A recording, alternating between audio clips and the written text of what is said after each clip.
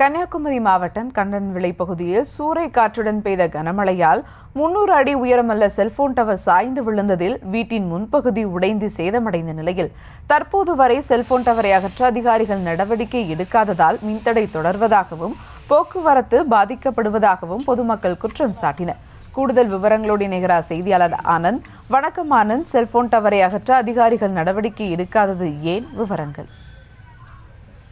வணக்கம் சுபா. கன்னியாகுமரி மாவட்டத்தில் பரவலாக நேற்று காலை முதல் சாரல் மழையானது பெய்து வந்த நிலையில் இரவு சூறைக்காற்றுடன் கனமழை கொட்டி தீர்த்தது. சுமார் 2 மணி நேரத்திற்கு மேலாக காற்றுடன் கனமழை கொட்டி தீர்த்த நிலையில் கண்டவளை அருகே உள்ள இளப்பவளை கிராமத்தில் காற்றுடன் பெய்த கனமழையால் பயன்பாட்டில் இல்லாத சுமார் 300 அடி உயர செல்போன் கோபுரம் முறிந்து கீழே விழுந்தது.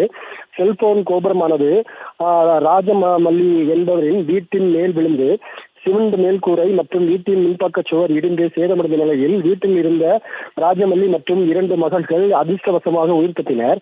மேலும் 300 அடி உயர செல்போன் கோபுரம் அந்த பகுதியில் உள்ள மின் கம்பங்கள் மீது விழுந்து மின் கம்பங்கள் முறிந்த நிலையில் மின் தடையும் ஏற்பட்டதோடு சாலையில் விழுந்ததால் 2 கிராமத்திற்கு செல்லும் போக்குவரத்தும் பாதிக்கப்பட்டது.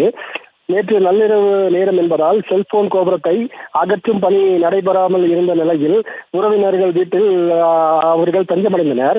தொடர்ந்து முறிந்து விழுந்த செல்போன் கோபுரத்தை அகற்ற அதிகாரிகள் நடவடிக்கை மேற்கொள்ளாத நிலையில் இப்பொழுதும் மின் தடையானது தொடர்வதோடு கிராமத்து போக்குவரத்தும் பாதிக்கப்பட்டுள்ளது. விவரங்களுக்கு நன்றி ஆனந்த்.